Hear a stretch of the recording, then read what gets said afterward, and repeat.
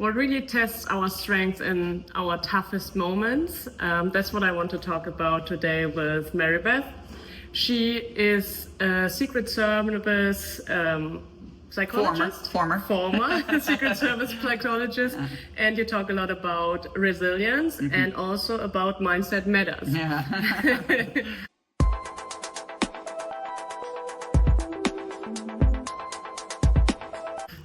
So thank you for being here, and if you would like to introduce yourself a little bit. Yeah, as Ingo said, I am currently a forensic and clinical psychologist, but many moons ago I was a Secret Service agent, and after a short time I went into the private sector and became an international protection agent and an investigator. But my book that I wrote that was published 5 years ago is really about my years as a protection agent.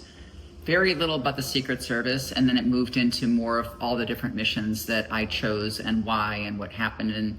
And some of them were total shit shows, but you can understand too that I only wrote about certain things and about certain missions for obvious reasons. Yeah. Okay. But as I said yesterday in my talk that you were sitting in, I didn't have the word at the time. But I think with my career that's been, from a Secret Service agent to a psychologist, has been like a roller coaster, like lots of great moments, lots of like tenuous moments, and that resilience, like I was saying, I didn't have the word for it at the time, but that is really something that I value in myself, that I think was what helped get me through. So now lots of people ask me to speak about resilience. I think COVID was a big impetus for that. The world is not a better place because of COVID, and a lot of people are still recovering. So resilience is something that's worthwhile in building. Okay, nice. And what challenges do you see in the close protection field or in the security business? Just in reference to resilience or just in general? In reference to resilience, so for operators. Yeah, well, I guess it goes hand in hand, right? Because, if you would have asked me, say, even a few years ago, yes, I think things in the world are crazy, but I would say just in the last couple of years, I just got the chills about some really, really impactful disasters and tragedies that have happened that really make you wonder where we're living. And you're safe nowhere, at least in this country. Jackie, a friend of ours, was just telling me about a stabbing at a Jewish synagogue in London. And I just feel like, young kids aren't safe in schools. We aren't safe shopping in a mall. We aren't safe seeing a movie. And that can create so much like communal anxiety. Yeah. And so I keep going back to, if we don't build our resilience, we're going to topple when our crises hit. Because crisis is going to hit, stress is going to hit. Yeah. It's inevitable. Yeah. Especially in the industry. We deal with stress every day. But then when that crisis hits, the Charlie Kirk assassination, he had a protection team. So you can imagine what that's dominoed into. No, I totally agree. And especially working in security, we have to go to the places where these incidents are, right? You talked about Charlie Kirk or the stabbing. So for work in police, you have to be deployed to a stabbing, for example, or shooting. Yes. With Charlie Kirk, he said he has a close protection team, private one, but also police probably being there on absolutely. Scene. So we're all seeing these moments, not only on TV, but maybe even in real life, because we have to respond. Yeah, so, again, just got the chills. Like I feel that even more so. It's not to say that before we didn't, thank God that we were home and our protectee got home safe, but now there's just so much more challenge.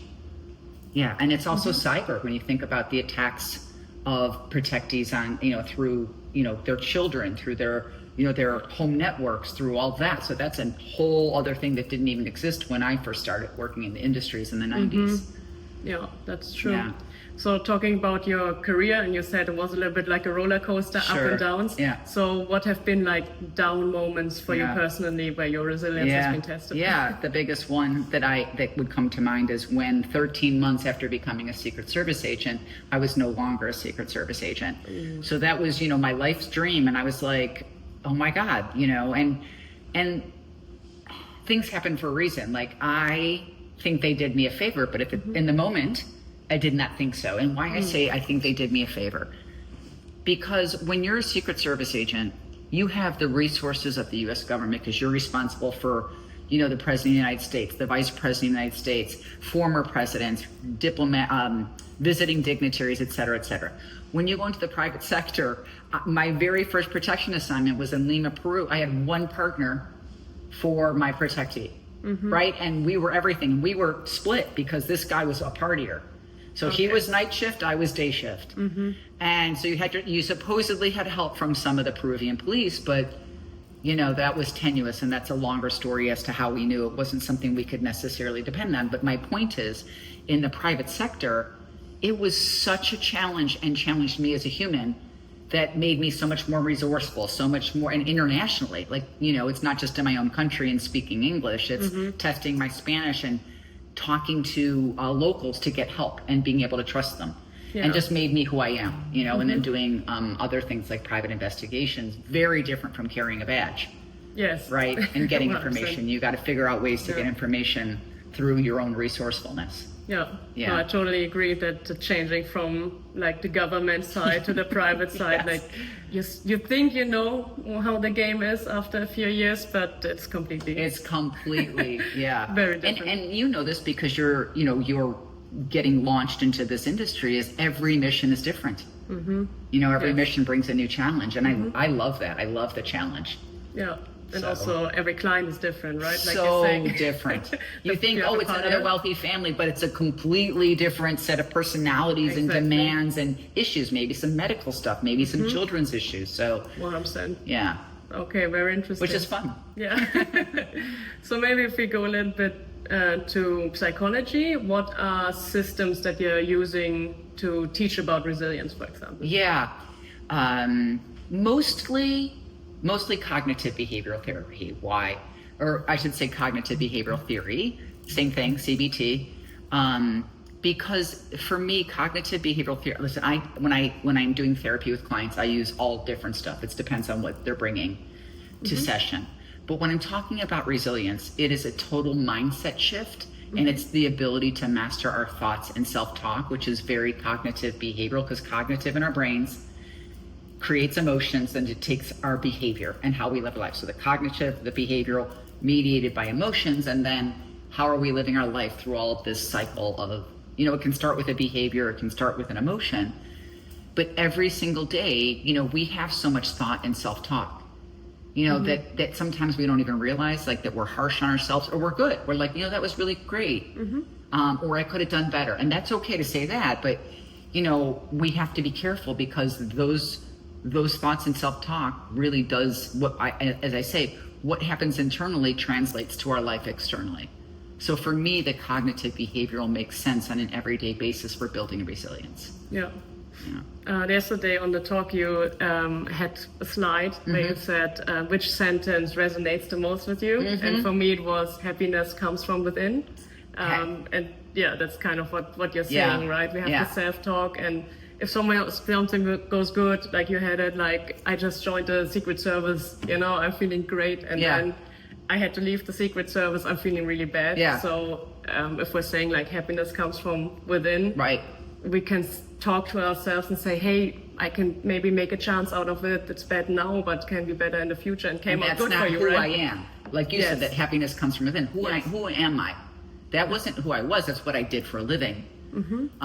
It crushed me, in the moment, right? Of course, 100%. I became a long distance runner. That was how I dealt with the stress. Nice. I had an attorney, whatever, it's all in the book, whatever. But and I just knew that other things must have been waiting for me, but that was here, What other things can we do to conquer stress besides doing and I say this very respectfully, that everybody has to find what works for them. In other words, when I was teaching at the university level, I'd say, listen, mine was the long runs, but for somebody else that causes more stress, right? True. So you have to find what works for you, whether it's gardening, whether it's sitting in a coffee shop and spacing out, or writing, or looking at people, calling a friend, not calling a friend, right? Staying away from people and just being in your own world. Meditation, deep breathing, yoga, spiritual, some people, like Donna was saying yesterday, she likes to sweep, or this morning, it's cathartic for her. She just needs to kind of like organize her thoughts, you know. Nice. For me, I went on a run this morning, and that's where I was like, okay, like I'm good. So I think everybody has their own, you know, areas that bring them joy, and they have to remember to do that more often, as opposed to the stuff that constantly brings in stress and icky. Yeah, no, I agree. How do you see religion in that case? Is it also something? Absolutely. Okay. Yeah, for some people that can be the thing. It can be talking with a priest or a minister or whatever you call your religious person, a rabbi. It can be reading a passage from whatever book you read that's religious. It could be just sitting in a mass and just listening, and it's almost like a meditation or service. It's being in that community of whatever you belong to. So absolutely, religion. Okay. I say that along the lines of spirituality, but you know, it's really, again, sometimes community, but sometimes community can cause stress. So choose wisely. You know, sometimes we feel like we have to do things, as like say maybe it's affiliated with your children's school and you volunteer. Okay, that's temporary. You know, you did it, but make sure like you really, self-care is so important. I kind of hate the term, but I would just say taking care of yourself. And as I said yesterday, I said sleep, eating, and some type of movement are the basics. Yes. You know, and beyond that, I don't know, take a bubble bath, light a candle, talk to your therapist, talk to your priest, talk to your rabbi, talk to whoever, but don't isolate, because isolating can create anxiety, isolating can create depression. Isolating for temporary, for solace and for, you know, charging your battery is fine, but not too long. If you're isolating for not positive reasons, because you're ashamed or something happened and you don't want to share, then it's going to spin into something not positive. Do you see difference between like the genders? Are men coping different with it than women? Yeah, yes. Yeah, well, yeah. Expression of frustration and stress for women has traditionally been internal, and for men external. So, and it's not critical. Women will then get more anxious and more depressed. Again, traditionally, men externalize, so they're more angry and more violent, right? So that's how they've done it. But now I think with times changing, you know, some of us, we internalize, but like for me, I do a lot of internalizing, but then I go hit the, you know, pavement running, or hit the gym, or listen to music, or do something that helps me like process that and get it out. For men, I think, you know, more physical activity. Yeah, it just really depends on the person, but it's becoming a little bit more blurred. But traditionally, that's why you have more women traditionally, if women are going to suicide, it's more pills or cutting, and men gun or hanging, because it's more violent, it's more external, but that's also changing. Yeah. But so, yeah, I think the gender issue is very interesting, and also age groups of, you know, how different age groups are dealing. And again, I wish I could talk to you before COVID happened, so that, because the world has just become such an anxious world. Yeah. It's scary, and it's, you know, I don't know about you in Germany, but here, where I live, you still see a lot of people wearing masks, and the fear is still real for a lot of people. That's true. And I just wish the government didn't create that fear. Like, I wish it could have been more, okay, we have this pandemic. Let's do some healthy things to boost our immune system. Let's fight this, right? And it just wasn't that. It was fear. Yeah. And our children, the long term of what is with the children is really sad to me. So when I think about age groups, what are those kids going to grow up to experience, you know? Yeah. Not just this thing that's called a pandemic, but now all these shootings. Yes, you know? That must have done something to the children, definitely. Yeah. Whew, yeah. Yeah. I mean, I didn't grow up in that. I feel so fortunate, yes. you know? Yeah. Yeah. Because I've heard that children, or for children, like ages are not the same. Like for us, 1 year is 1 year, right? Right. But for children with the development, like 1 year kind of equals like 8 years or Interesting. something. Okay. Yeah, no, I don't know that. Yeah. Okay, yeah, I need to look it up. Yeah, no, but that sounds, because you're saying of the world today? Yeah, so Okay. because we said, oh, schools have just been closed for 2 years. But if you look at the age groups, like you're saying, if we look at 6-year-old children, what will happen in this 2 years, like from 6 to 8, I see. so much more than for me or for you, Absolutely. right? Who are grown I ups. see what so. you're saying. Yeah. And to make up for that, listen, Yes. a lot of parents were great, but there were a lot of parents that made that anxiety worse. Yes, 100%. Right? Yes. So when you're exacerbating that and you're the person that's instilling that anxiety, how does that child recover? You can do therapy, but how do you instill safety? They don't have a sense of safety sometimes, especially if they've experienced a shooting or if they're allowed to hear about all the news. That's a little dangerous. Yeah, definitely. So, Yeah, what would you recommend people who are maybe struggling with the stress of work or maybe even still COVID anxiety or something like that? yeah, again, like I'm a therapist, so I would say therapy, but there's lots of different kinds of therapy. I don't say just you have to talk to somebody. There's animal therapy. There's art therapy. There's like coaches. Sometimes people just want like somebody to help them get more involved in their own life, and they want a coach because they just don't want the idea of psychology in their life. Totally fine, like whatever works for you. There's meditation, which is amazing for rewiring the brain, for calming the nervous system, for processing shit. I do think though, depending on how severe the anxiety or the trauma or the whatever, I think some of those things aren't enough on their own. So maybe talking to a priest or a spiritual, someone you trust, not just your friends, because your friends can get tired of it. Your friends can tell you what you want to hear. True. You want a true process of whatever it is that's impacting you negatively. Okay. Yeah. Yeah. Okay. Thank you very much. Thank you. How can people reach out to you if they want to buy your book or go into thank you. coaching? Yeah. My book is available on Amazon. It's called The Protector. It has a whole title, but you can look up The Protector, Dr. Mary Beth Janke. And my website is drmarybeth.com.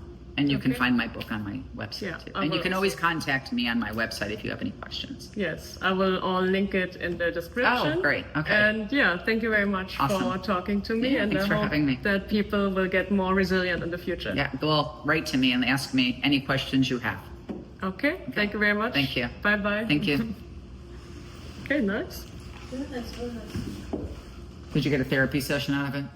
A bit right. It was.